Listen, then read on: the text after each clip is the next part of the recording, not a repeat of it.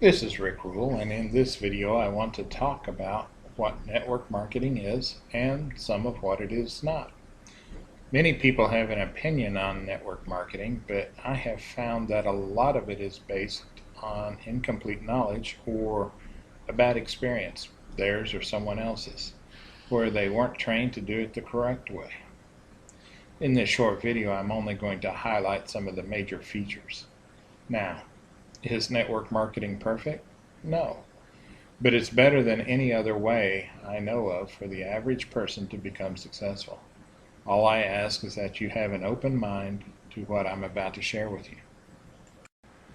As a disclaimer, I am just an ordinary person who is trying to relay what I think is accurate information. I am not offering any legal, medical, tax, or any other kind of advice that you would need to talk to a licensed professional about. Your success in network marketing, in my opinion, would depend upon your results, which are a function of attitude, training, and persistence. Network marketing is actually bigger than most people think, and it's growing. It's actually much bigger outside of the U.S., often because of the lack of alternatives for people to get ahead. As more and more people look to take control of their lives, network marketing is being seen as a great vehicle for their success. Companies typically pay 40 to 50% of the sales as commissions, so out of the worldwide sales of over $178 billion, about $71 to $89 billion is being paid out to their sales representatives, people just like you and I. As someone said, that pie is so big, you don't need a slice. All you need to do is just lick the knife that cuts that pie to do well. People are realizing that it's not the economy that's important to them, it's their economy, or the me-conomy, that's important. What is happening is not shrinking of the job market, but rather a major shift in what skills are important and how work is performed. And network marketing as a whole tends to do better in a down economy as people look for an alternative way to make money. And one major point is that really everyone is self-employed in their own personal services business anyway, no matter who pays them. If you work for a corporation, you sold them on your ability to do a job, and you continue to sell your services as long as you work there. If you take a look at the major multinational businesses you are familiar with, one thing you will notice is there is a massive investment in buildings, people, computers, etc.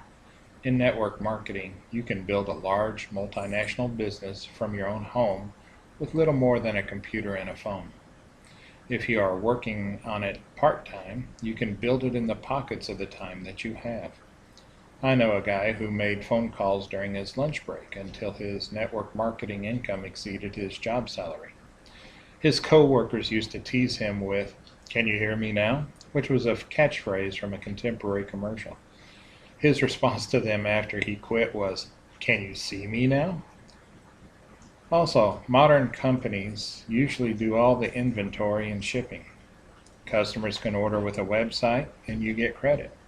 The phrase, "you are in business for yourself but not by yourself," means that there are financial incentives for the people who introduce you to the company to help you succeed. Another huge advantage is that there is no discrimination in the pay. Everyone plays by the same rules in the same company. It doesn't matter who you are, you receive the same pay for the same results as anyone else. Notice it's based on results, not work. And there are no limits on what you can earn. And this is a business of succeeding by helping others. There's a saying that goes, "I can't succeed unless I help others to succeed." This is a refreshing change from the often dog-eat-dog world that many are used to. It's also a business where your success is celebrated. As you succeed, you receive recognition and bonuses. Part of the issue in the corporate world is that it's often a zero-sum game. If I get the promotion, you don't. In network marketing, there's no shortage of promotion opportunities. Most companies have established ranks that you obtain for certain results. It doesn't matter how many others have obtained that rank. As long as you have the qualifying results, you can get that rank too. Now let's explore more of how network marketing works and what makes it different from other business models. Most of you are familiar with the first two, retail and direct sales. In the retail model, a manufacturer makes a product and sells it through distribution channels to retail stores where consumers shop. Consumers are usually concerned with getting the lowest price, and the products reflect that. Direct sales are where products are sold directly to the consumers, usually through a manufacturer's representative. The old door-to-door salesman and today's home shopping channels are examples. These products are usually higher quality and often require a demonstration or explanation so that the consumer will see the value. Network marketing took the direct sales model and extended it. Instead of the company building the sales force, it allowed anyone to build a sales force or network. And as a reward for doing so, you get a percentage of the sales that come through your organization. Now we are going to compare the direct selling model with the network marketing model. Most people say they aren't a salesperson. That's good, because in network marketing, when it's done correctly, it's more about sharing products you believe in instead of coming on strong. On the left, you can see in direct selling, it's often done by professional salespeople who are full-time. There are relatively few of them with assigned territories and a quota. Network marketing is done by anybody's, you and I, working sometime, part-time, or full-time. They are volunteers, so you can't pressure them to perform. There's lots of people each selling a smaller amount. When network marketing is done correctly, everyone can enjoy the process. In the past, some people confused things and would try to strong-arm their friends. This often resulted in bad feelings and being a member of the NFL club. No friends left. Network marketing should be about using the company's products, having a few favorite products, and sharing them with friends, much like recommending a favorite restaurant or a good movie. You invite them to use them, not convince them. As your sales network grows, you receive a percentage of the sales. To help with that, you coach and train the people you have introduced to the company, as well as the people they introduce as well. At a certain point, the income from other people's efforts dwarfs your own, and the income becomes residual. Here's a simple example. This is just a mathematical exercise. You find 4 people who want to take control of their lives and be their own boss. This can take a month or a year. It really doesn't matter. You train and coach them so that they find 4 who want to do the same, and this extends down the line. If this repeats down 4 levels, your sales network would contain 340 serious people. If you use the example of them selling $100 per month each, and you receive 10% of the sales, you would receive $3,400 per month. Now, don't get overwhelmed by the numbers. Your job was not to find and train 340 people, just 4 serious people. You may have to talk to a lot more than just 4 to get these serious people. Now, if you extend this example down one more layer, you would add another $10,240 per month to your income. This is an example and it's simple. Just don't confuse simple with easy.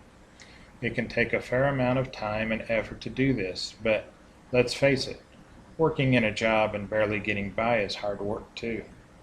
You have to ask yourself, if you're going to work hard anyway, which one would you choose? A job where someone else controls what you do, or this?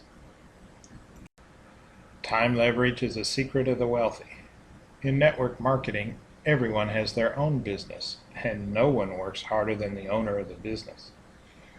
With your sales network, you receive the benefit of time leverage in a true win-win situation. They work hard and reap the benefits, and you benefit as well without taking anything from them. So, if you were to go into business for yourself, you would have to do all the product research, marketing research, product development, manufacturing, hire employees, and on and on. Network marketing companies have done this for you. You are buying a business in a box, so to speak. Franchises will do this as well, but they cost more money than the average person would be able to put together. Another of the advantages over franchises is that you can build your business without employees. With just one employee, you get two new partners in your business, your state government and the federal government, with all the taxes, regulations, and other headaches they bring. I always crack up when I think about Sandy's chapter title. He was an IRS lawyer that taught the other IRS lawyers, so he knows his stuff.